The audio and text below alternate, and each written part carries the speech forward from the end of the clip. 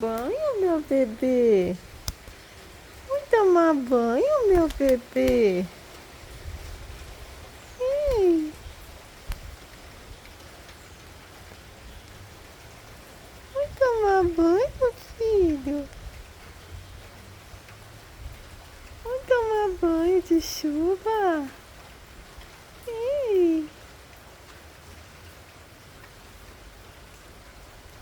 ei, Biguinho.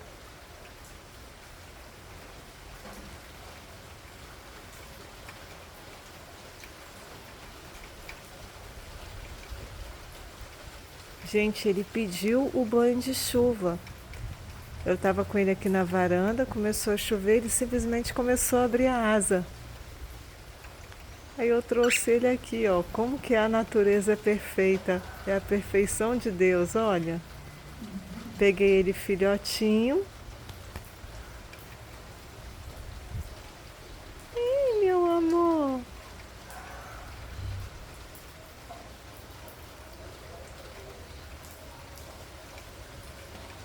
Ih, biquinho. Que alegria, filho.